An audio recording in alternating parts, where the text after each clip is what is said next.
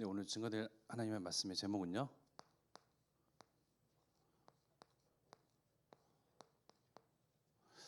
만왕의 왕께서 왜 고초당하셨나?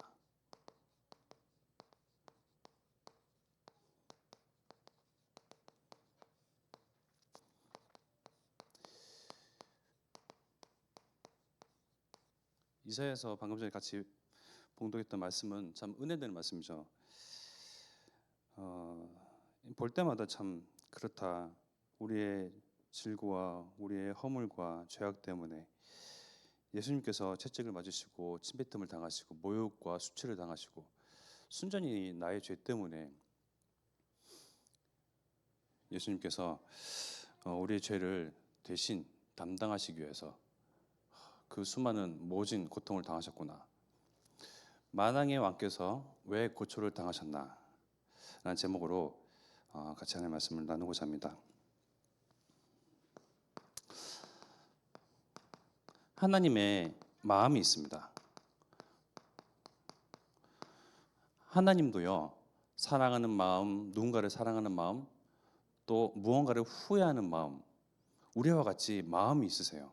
질투하는 마음, 하나님도 마음이 있으시거든요. 하나님 마음에 쏙 든 하나님의 형상을 처음에 만드셨어요. 바로 저와 여러분들입니다. 하나님의 마음에 쏙 든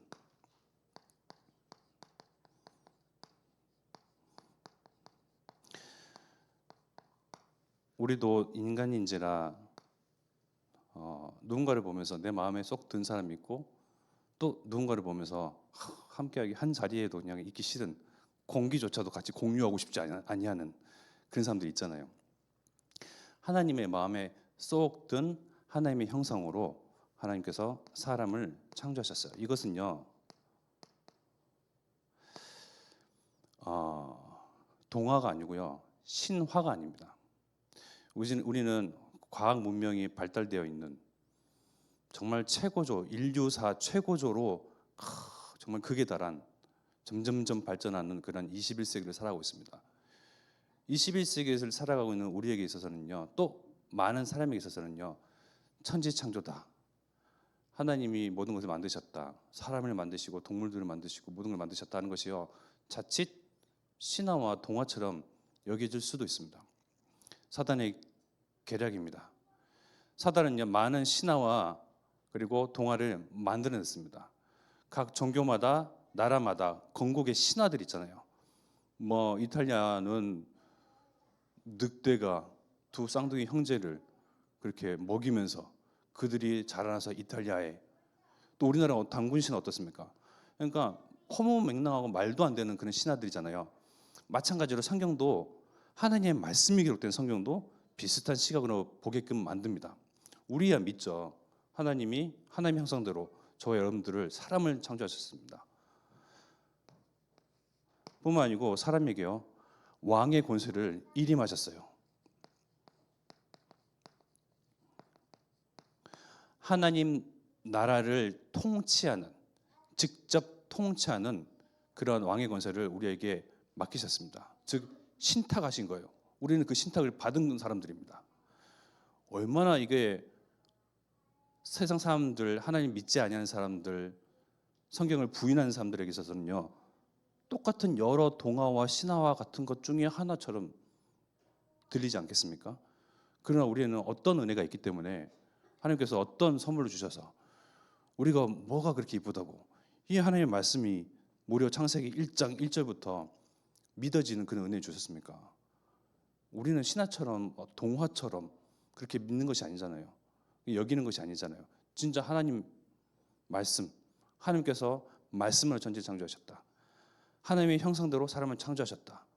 그 가운데 하나님께서 모든 사람과 또 왕의 권세를 일임하시고 부여하셨다. 그 정체성이 바로 저와 여러분들입니다. 우리의 정체성이죠.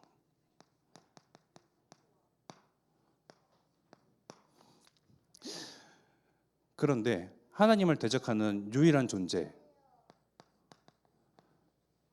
사단이 있었습니다. 그 그 사단은요 죽지도 않고 지금도 있고 앞으로도 있습니다. 하나님을 대적하는 자. 또 세상 문화는 어떻게 만드냐? 뭐 여러 귀신, 이 귀신, 뭐 저러한 잡다한 뭐 모양들, 뭐 여러 가지 뭐 형상들을 만들어 가지고 괴물 비슷하게 사단을 또 이렇게 좀 비유시키거든요. 그러니까 성경에 나와 있는 폭로된 사단과 마귀와 귀신이라는 존재들요, 만화 그림 그리듯이, 뭐 애니메이션 보듯이 그냥 여러 괴물 중에 하나처럼 여기는데요. 그는 사단의 괴계죠. 그러니까 이렇게 성경과 영적인 존재들요 뭉뚱그리게 생각합니다. 뭉뚱그리게 생각하게 만드는 거죠. 어떻게 보면요, 사단은요 막 뿔이 달려 있고 굉장히 무섭고 꼬리가 있고 막 시커멓고가 아닐 수도 있어요. 굉장히 보기에 아름답고, 와, 우리의 눈을 한눈에 빼앗고 마음을 빼앗게끔 만드는 그런 형상일 수도 있습니다. 그죠? 그러한 사단이 하나님의 사람에게 어떻게 합니까? 유혹을 하죠. 사단이 처음부터 짠 하고 하와에게 나타난 것이 아니에요. 뱀을 통해서 나타난 것입니다. 뱀은 또 처음부터 어떻게 생겼죠? 지금 우리가 볼 때는 막 되게 흉측하게 생겼잖아요. 기어댕기고 막 비늘도 막 그렇고, 특히 여성분들이 뱀을 특히 막 좀 혐오스럽게 생각을 하시는데, 그때 뱀은요 아마도 우리가 생각하는 그 개, 강아지, 고양이보다 더 사랑스럽게 생긴 존재일지도 모릅니다. 또 하나님께서 만드신 동물들 중에 가장 간교한, 즉 지혜로운 동물이, 우리가 지혜로운 동물 좋아하잖아요, 사람이. 뭐 돌고래니, 뭐 돌고래는 함께 할 수 없으니까 가까이 함께 할 수 있는, 집에 키울 수 있는 개, 고양이, 똑똑한 동물들을 좋아하라 는 그런 본능이 있거든요.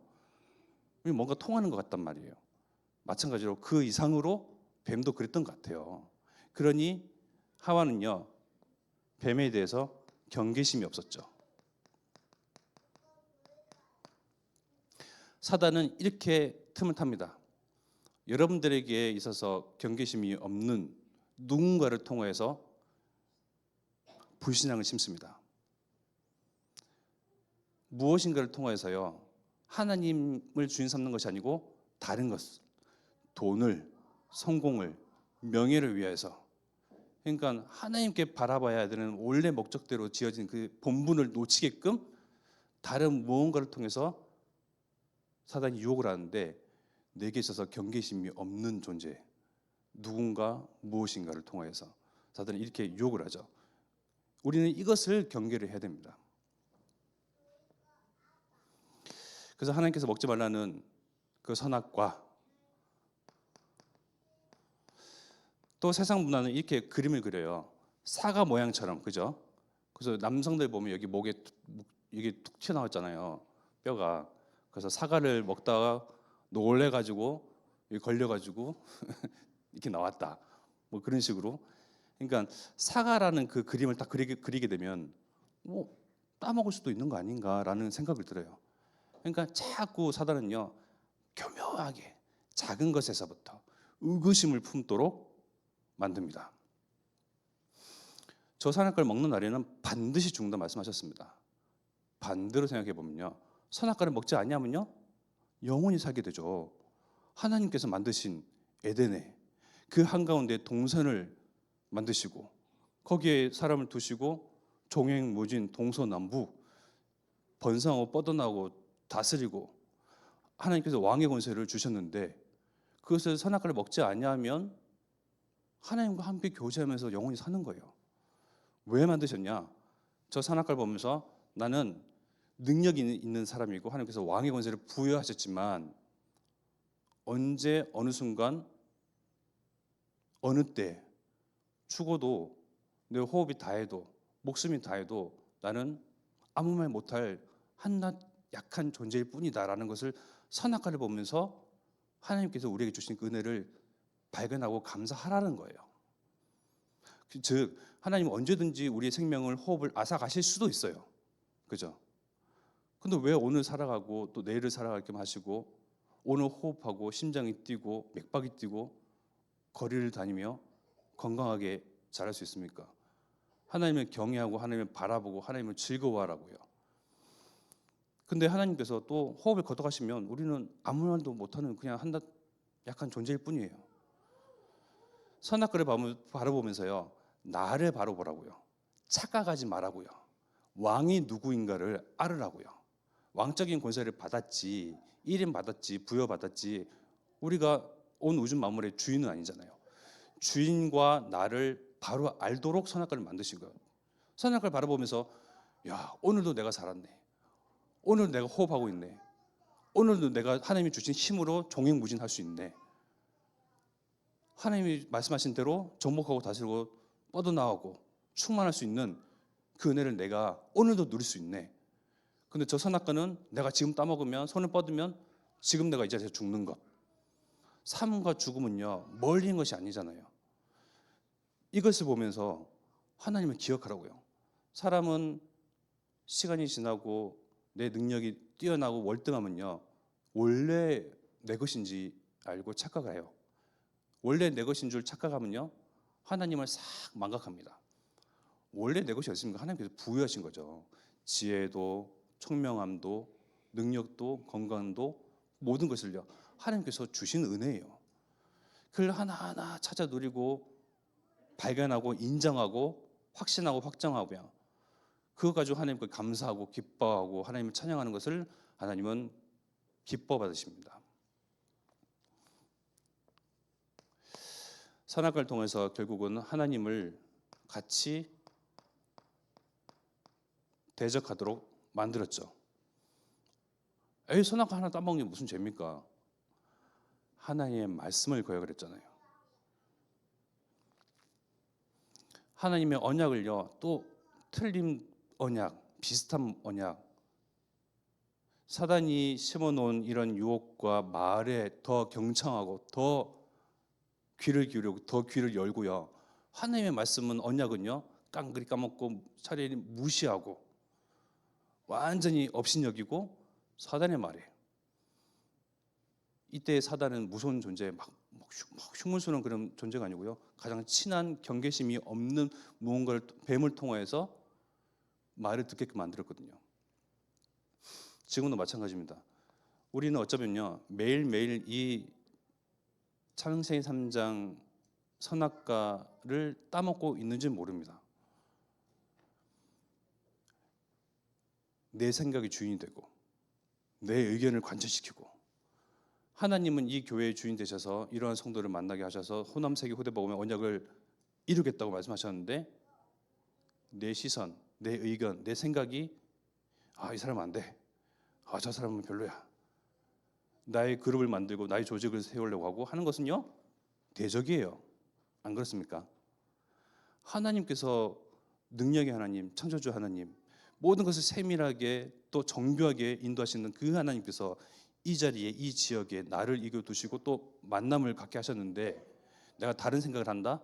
하나님은 대적하는 겁니다. 즉 오늘도 우리는 창세기 3장의 그 선악과의 손을 뻗어서 내가 스스로 주인 되는 그 범죄를 늘 범하고 있는 겁니다.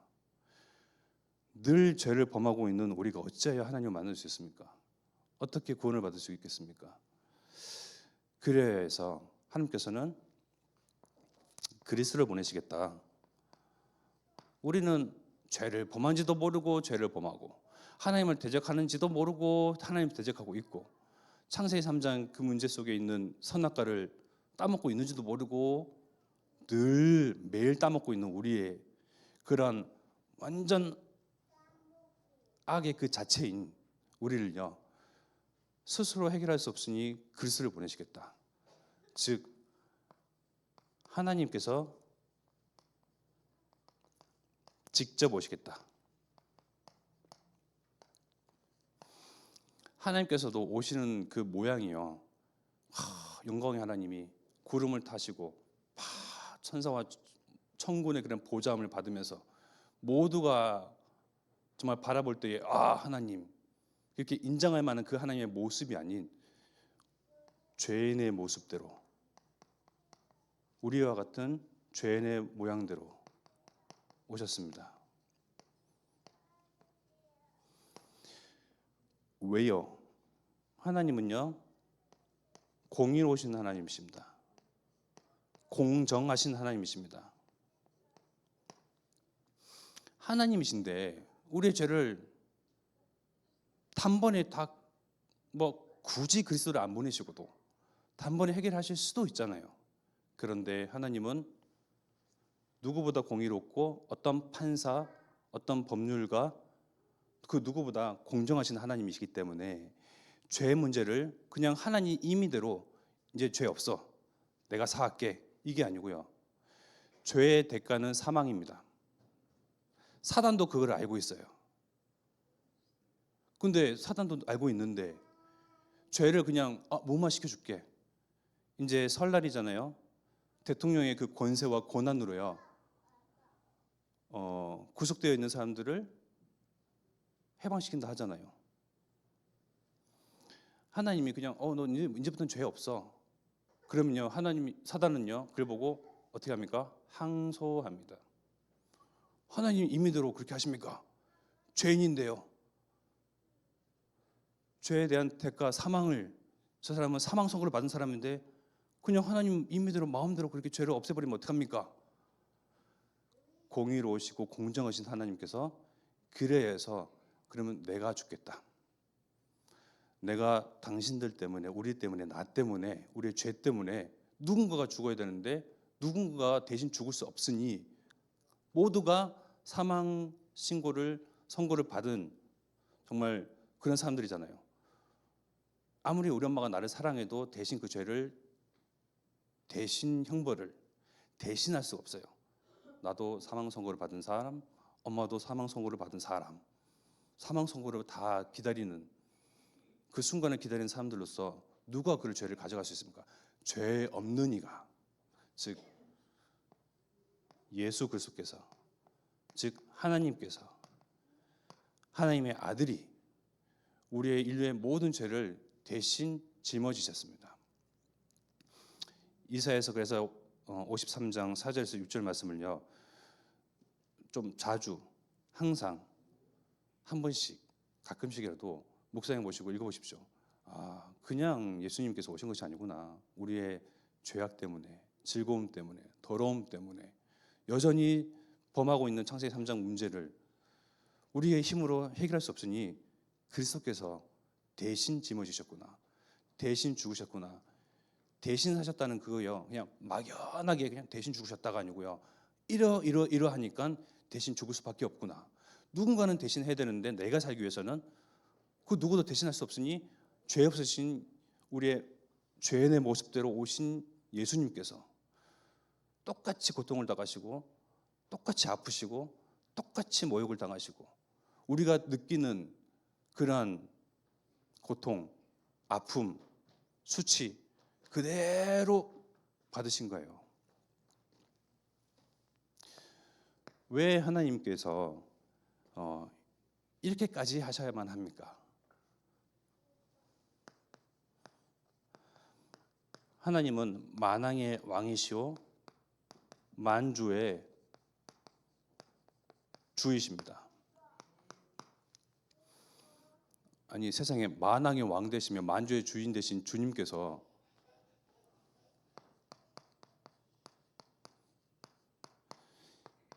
십자가 형벌을 당하시다니요.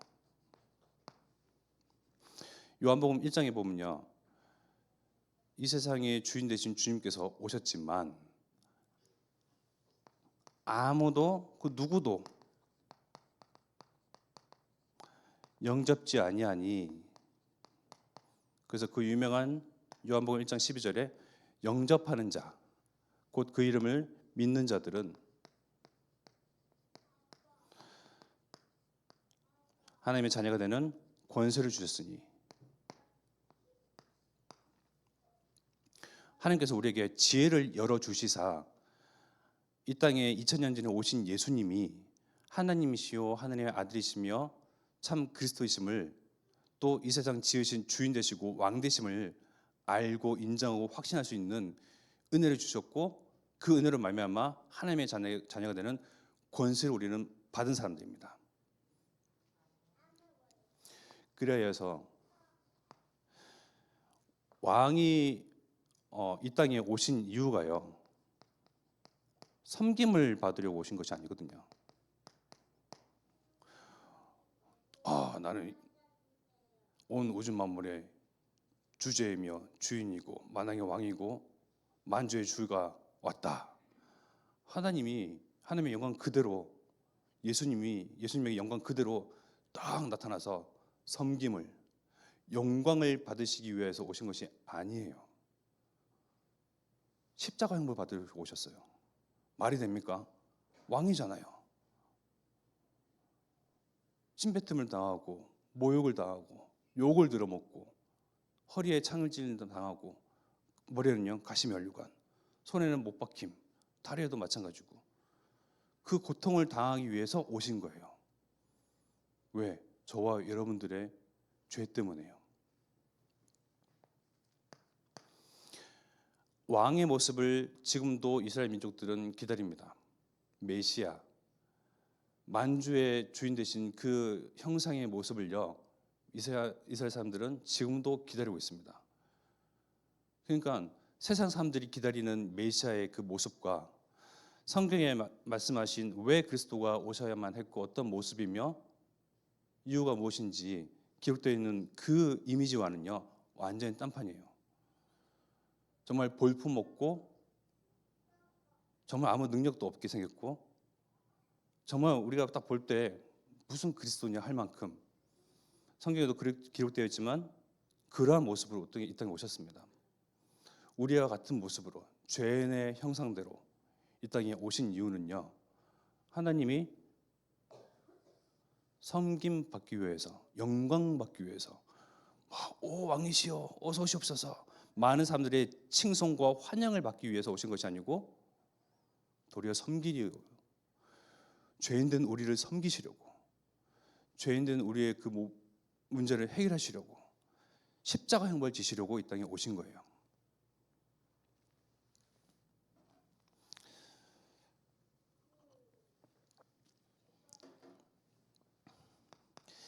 다윗과 구약 성경에서의 많은 사람들의 하나님을 바라보는 이미지는요, 저 높은 하늘에 계신 하나님, 감히 범접할 수 없는 하나님,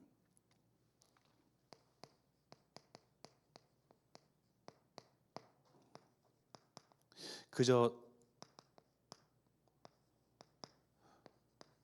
높이 계시고 높으신 영화로우신 하나님을 만나기 위해서는요 벌벌벌 떠는 거예요. 하나님을 생각하고 하나님을 그 입에 담고자 하면요 벌벌벌 떠는 거예요. 왜요? 죄의 문제가 해결되지 않았거든요. 온 이스라엘 백성의 죄를 그날 이때까지 올 한 해 지은 것을 다 사하기 위해서 제사장은 죄의 제목들을 다 가지고 한목에 다 끌어안고 또 이제 성소에 들어갑니다. 근데 그 제사장 또한 하나님 보실 때에 조그만한 먼지 그보다 그 더 이하의 흠과 티가 있으면요 제사장은 그 자리에서 성소에 즉사해 버립니다. 그만큼 하나님을 만나려고 가는 그 장소와 자리가요 얼마나 두근거리고 떨리고 힘들고 땀 삐질삐질 나고 어렵겠습니까?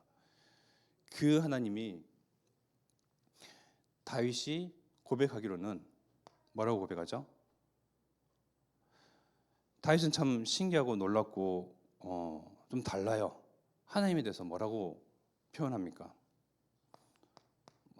많은 여러 가지 표현이 있지만 산성이시다, 방패이시다, 지키시는 이시다, 또 뭐라고 합니까? 이렇게 표현하는 이유가 이스라엘 민족은 늘 전쟁이 그 주변의 강대국에 의해서 끊이지 않았거든요. 지금도 마찬가지고요. 전쟁이 끊이지 않는 가운데 가장 소중한 것이 무엇이죠? 내 생명이죠. 내 생명을 지킬 수 있는 것이 이 물컵입니까? 내 생명을 지킬 수 있는 것이 날아오는 창과 날아오는 화살과 휘둘려지는 그 칼로 나를 지킬 수 있는 것이 방패잖아요. 그래서 다윗은 방패를 하나님으로 비유했어요. 가만히 생각해 보십시오. 아니 어디 그 높으신 하나님, 존엄하시고 긍휼이 많으신 하나님, 정말 두렵고 경외의 그 대상인 하나님을 어디 방패로 뭐 남한산성, 금정산성, 산성으로 뭐 칼로, 창으로, 요새로 그렇게 비유를 합니까? 지금으로 시자면 다윗의 비유예요. 지금으로 시자면 하나님은 우리의 쌀이시오. 하나님은 우리의 거처 되시는 아파트이시오. 차를 타고 움직이는 이 21세기 시대 속에서 가장 안전에 지킬 수 있는 외제차와 같은 자동차이시며 우리가 볼 때는 웃기죠. 그죠? 그러니까 똑같이 하나님을 이렇게 비유한 거예요. 쌀이 없으면 우리 생명을 위협을 당합니다. 뭐 빵이 있냐 라면이 있다 막 할 수 있지만 어쨌든 쌀이 없으면 우리는 살아갈 수 없어요. 한국 사람은 밥 힘으로 살 수 있습니다. 아파트, 그 모든 사람들이 늘 바라고 소망하는 그 아파트, 나를 지켜주고 안식처가 되는 그 아파트. 자동차, 저는 자동차를 타고 다녀야 번성하고 충만하고 다스리고 댕기죠. 하나님의 말씀을 성취하면서요. 즉 다윗에게 있어서는 하나님이 다른 사람들과 달리 먼 당신이 아니었던 거예요. 가까이 내 생명을 지키시는, 나와 아주 밀접한, 내 실삶 속에서 나를 지킬 수 있는, 나의 생명을 유지할 수 있는 밀접한 그런 하나님으로 늘 관계해 왔었습니다. 이 하나님을 우리는 또한 어떻게 생각합니까? 그냥 입술로는 산성이시오, 방패이시며 요새이시고 지키시는 이시며 이렇게 얘기를 하잖아요.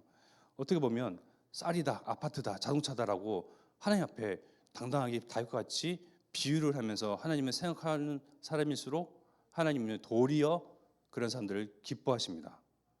하나님을 스스로 오해받기를 원하지 않으세요. 누구보다 우리와 함께 하시고 내 곁에서 내 호흡하는 그 모든 순간순간마다 친구 그 이상으로, 가족 그 이상으로 나를 사랑하시는, 나와 함께 하시는 하나님, 그렇게 하나님을 바로 아는 사람을요 하나님은 기뻐하십니다. 그래서 다윗은요 하나님의 기쁨 그 자체였어요. 사람 지으신 사람 중에 가장 하나님의 마음에 쏙 든 사람이었어요. 왜? 하나님을 오해되지 아니하게 하나님을 바로 믿고 바로 생각했거든요. 그만큼 우리가 하나님에 대해서 오해할 것이 아니고요, 다윗과 같이 하나님을 어떻게 인식해야 될지, 먼 당신, 우리 종교심이 있기 때문에 하나님 앞에 나아갈 때는 어렵잖아요. 뭐 죄 다 그리스도께서 끝내셨는데도 불구하고 하나님 생각하면 막 죄스럽고 막 그렇잖아요. 그런 사람은 안 좋아하신다니까. 이제 설입니다. 저희 수혜가 있지만 부산에 가서 할아버지를 만나고 할머니 만나면요, 제가 하지 못했던 그런 행동, 할머니 할아버지 하면서 막 뭐 끌어안고 뽀뽀하고 사랑해요, 그런 것을 좀 해줬으면 좋겠어요. 저는 저희 할아버지 할머니한테 그렇게 진짜 못했거든요. 따로 떨어져 지방이 저 멀리 이제 지내다 보니까 1년에 한 2번씩 만나고 그랬었는데, 할아버지 하물며 할머니도 손주들을 보면서 어떤 손주가 이쁘겠습니까? 저는 좀 유교 마인드가 있거든요. 유교 사상. 그래서 어르신, 어른, 한 살이도 많아도 형님 막 이러면서 막 그런 게 있는데, 그래서 어디 감히 할아버지한테 가서 그냥 목을 끌어안고 뽀뽀를 해.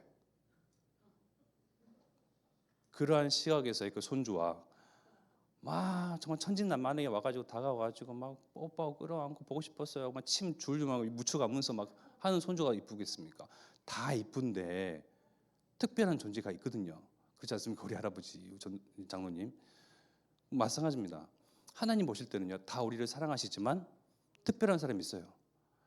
누구? 하나님을 오해하지 않는 사람, 하나님 알기를 즐거워하는 사람, 하나님을 바르게 알고자 하는 사람, 저와 여러분 되기를 정말 소망합니다. 그러한 사람 통해서 하나님은 일을 하시고요, 정말 주시는 복에 더하여서 정말 하나님의 언약을 성취할 주역으로 쓰시거든요. 정말 하나님께 쓰임 받는 사람은요, 능력 있는 사람, 똑똑한 사람이 아니고요, 하나님 마음에 쏙 든 사람. 나는 하나님 말씀에 의하여서 신화가 아니요 동화가 아닌 참 진리, 하나님 말씀에 의해서 근거해서 나를 바라보니 하나님의 형상. 늘 목사님께서 말씀하시는 그 창세기 1장 27절, 8절, 28절, 2장 10절, 12장 1절에서 3절, 그게 나, 복의 근원. 내가 가진 게 뭐가 있는데 복의 근원이야 하는 사람이랑, 가진 게 없어도 나는 하나님 말씀에 의해서 근거해서 나는 복의 근원이 맞네라고 확정짓는 사람, 어느 사람을 하나님께서는 더 기뻐하시겠습니까? 누굴 통해서 일을 하시겠습니까? 그래서 하나님의 이 마음을요, 바로 아는 것이 중요합니다. 죄의 문제를 해결하기 위해서 오신 그리스도, 사단의 소나기에서 완전히 묶여 그 발에 쇠고랑이 탁 채져가지고 노예처럼 살고 있는 우리를 참 왕 대신 그리스도께서 거기서 자유함과 해결할 유일한 존재로 그리스도께서 오셨습니다. 모든 사람들은 사실은 하나님을 만나고 싶어 해요. 하나님이라는 단어를 언급 안 할 뿐이죠. 절대자 하나님을 만나고 싶어 합니다. 사람들이 뭐 떵떵거리면서 자기 자신의 그런 뭐 그야말로 소위 말해서 소셜 미디어에 자기의 삶들을 막 자랑하고 다니잖아요. 모든 사람들은 구원을 얻고자 합니다. 하나님을 만나고자 하고 구원을 받고자 하는 유일한 길이요, 다른 이름도 아닌, 다른 길도 아닌, 다른 진리도 아닌, 다른 책도 아닌, 오직 성경에 기록되어 있는 예수 그리스도를 통해서만 하나님께서 길을 여셨습니다. 하나님이 사람과 인류와 또 나를 향한 하나님의 진심이세요. 진실이시고요, 진리입니다. 왜냐하면 하나님은 하나님께서 형상으로 만드실 때부터, 아니 그 이전부터, 창세기 1장 26절에 보면 성부, 성자, 성령, 성삼위 하나님께서 우리의 형상대로, 우리의 모양대로 우리가 사람을 만들고, 그러니까 처음부터 우리 인간을, 인류를, 사람을, 나를 사랑하시기로 마음먹으셨고, 시간이 아무리 지나도 몇 천 년이 지나고 몇 세기가 지나도 그 마음은 변치 아니하십니다. 변치 아니하시는 하나님의 사랑을 우리는 물씬 흠뻑 그냥 내 영혼 10년 가운데 젖어들 만큼 느끼시고 누리시고 체험하시고 인정하시면 돼요. 나는 세상 사람들 가운데서는 인정 못 받을지언정 하나님께는 인정받은 사람입니다. 누굽니까? 하나님의 보물. 우리 이제 오건사님, 하나님 나는 오보석, 보배, 저는 이제 이름 바꿔야 되겠죠. 조사랑. 이것이 그저 뭐 하나님이시니까 뭐 사랑스럽고 보배롭게 보시고 뭐 보석처럼 여기시겠지. 제가 하나님 잘 모를 때는 그랬어요. 근데 진짜 하나님을 알아가니요, 저 스스로도 사랑하지 못했던 저인데, 저의 모습을 보면서 인정하지 못했던 저인데, 이런 말씀들은 그냥 하나님 기록된 말씀, 누군가가 특별히 하나님의 사랑을 받은 자들이 그러한 정체성이라고 생각했는데, 아니었구나. 나에게 향한 말씀이었구나. 나도 내 스스로를 사랑하지 못하고 인정하지 못하는데 하나님은 나를 정말 꿀이 떨어진 만큼 눈에 그러한 시선으로 나를 바라보시는구나. 이것이 인정이 될 때부터 치유가 돼요. 이것이 인정이 안 되면요, 아무리 치유를 노력을 해도 안 돼요. 내가 스스로를 하나님 말씀에 근거해서 나를 바라보지 못하는데요. 오늘은 이사야서 53장 4절에서 6절까지 말씀을 봤습니다.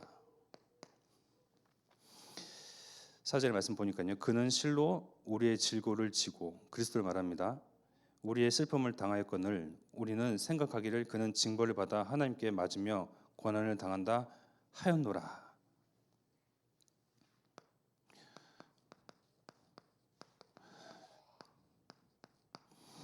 사람의 오해죠.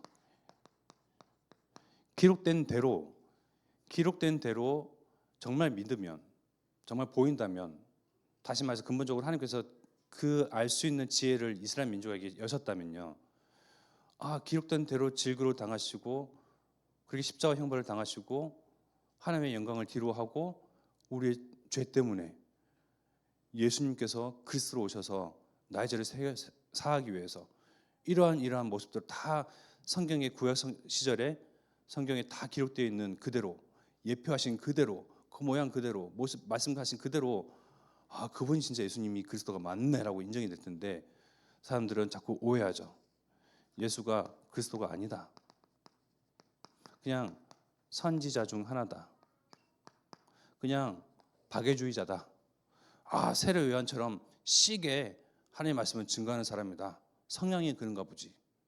그러나 예수님이 2000년 전에 오신 예수님, 기록된 예수님요, 역사적으로도 기록되어 있는 그 예수님이 그리스도임을 아는 우리에게 지혜를 주신 것은요, 하나님의 선물이요, 하나님의 복입니다. 이제 새해 복 많이 받으십시오 이렇게 인사를 하잖아요. 우리는 사실 이 복을 이미 받은 자들이에요. 어떠한 염원이 담긴, 소망이 담긴 그 비는 복보다 진짜 눈에 보이고 손에 잡히고 정말 생명인 복이 우리에게 임해져 있어요. 세상 사람들이 바라는 그 복은요, 염원이죠. 염원. 그리 됐으면 좋겠습니다.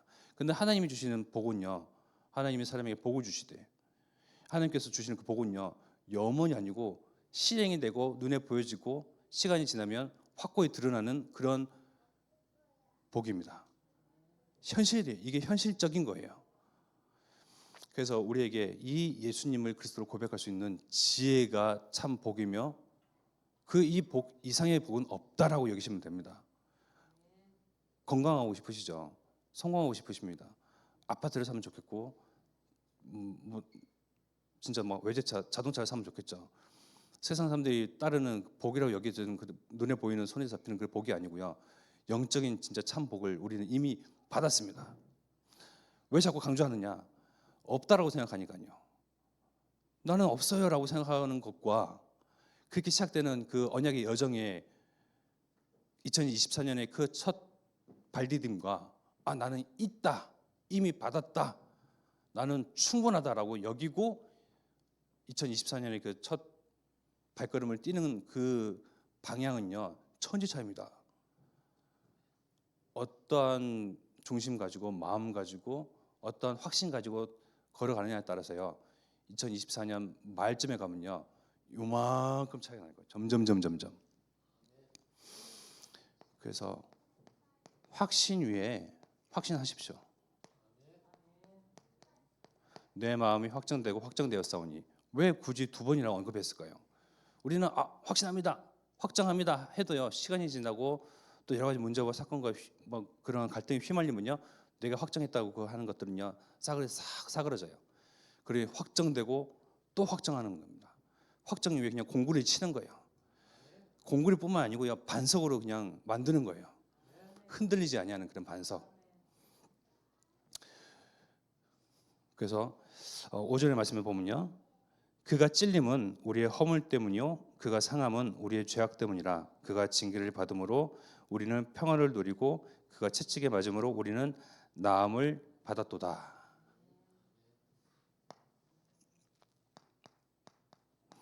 오늘 십자가를 많이 이야기를 하는데요, 십자가의 형벌을 통하여서 예수님은 형벌을, 예수님은 고통을, 예수님은 죽음을 당하셨지만요, 우리는요, 예수님의 이 형벌을 통하여서 참 자유를 얻었습니다. 참 해방을 얻었습니다. 예수님의 눈물이요, 나에게 있어서는요, 기쁨이 되는 순간입니다. 예수님의 그 탄식은요, 나에게 있어서는 영원히 사는 영혼의 호흡이 되는 것입니다. 예수님이 고통을 당하셔야만 해요. 예수님께 피 흘리심을 당하셔야만 합니다. 그래서 우리가 죄에서 해방될 수가 있거든요. 누군가는 죽어야 되니까요. 누군가는 죄의 삭슨 사망이요, 십자가 형벌을 바라보면서요, 우리가 또 인간인지라 측은한 마음을 갖습니다. 천주교가 사단이 천주교를 통하여서 복음을 희석시키고 오해되게 만든 것이요, 천주교는 어떻게 예수님을 표현하죠? 그 십자가에 달리신 힘없으시고 축 처져 있는 그 예수님, 늘 그래요. 맞는데, 이렇게 하셔야 되는 게 맞는데 그것이 강조돼요. 그러면 사람의 마음에 측은함이 생겨요. 예수, 나의 죄. 그러니까 나의 죄 때문에 고통을 당하셨다가 아니고 그냥 고통 당하신 예수. 또는 그 예수님을 다 그윽한 눈빛으로, 사랑의 눈빛으로 바라보는 마리아. 마리아가 강조가 되는 거죠. 천주교 사람들 진짜 좋다고도 몰라요. 그런 거 아닙니다. 우리는 예수님 얘기해요. 마리아를 우상시했고 신격화시켰습니다. 하나님은 가장 싫어하십니다. 사단은요, 비슷한 거 가지고 틀리게, 다르게, 섞이게, 복음이 희석되게, 사단의 괴계와 그 사단의 강교함은요, 완전히 하나님을 만나지 못하도록 만들었습니다. 우리가 헷갈리지 아니했거든요. 그래도 천주교는 십자가도 있고 예수님도 이야기하고 그러지 않냐? 아니요, 그 사람들에게는요, 명백히 구원이 없어요. 혹은 그 가운데 진짜 성경을 스스로 바라보면서 이게 맞는데, 오직 예수 그리스도인데 라고 믿는 사람도 있습니다. 그러나 대다수는 구원이 없다라고 여기면 됩니다. 그 시각 가지고 우리는 세상을 바라보고 사단의 괴계를 바라보고 간교함을 이해하는 거예요. 어떻게 흑암 문화를 통해서, 종교를 통해서, 우상을 통해서 사람의 마음을 싹 앗아가고 하나님을 만나지 못하도록 만드는지. 유럽의 많은 사람들은 자신들은 하나님 믿는다고 얘기해요. 예수님 믿는다고 얘기합니다. 그런데 하나님은 그들을 알지 못한다고 얘기합니다. 왜냐하면 유일한 길, 딱 한 길을 여셨는데 주소지가 좀 달라요. 택배 시켰으면 이제 여서동 어디 해운대아파트 어디 이렇게 바르게 이렇게 이야기를 하고 바르게 오도록 얘기를 해야 되는데, 주소지 딴 데, 다른 종교, 다른 문화, 나 중심, 인본주의 막 해놓고 하나님 만났다 하니 하나님은 모른다 합니다. 그래서 그런 시선에서 우리는 세상을 바라보는 것입니다. 십자가의 이 사랑이 온 인류, 모든 사람, 전 세계 2, 3억 5천 종족에게 증거되고 전달되도록요.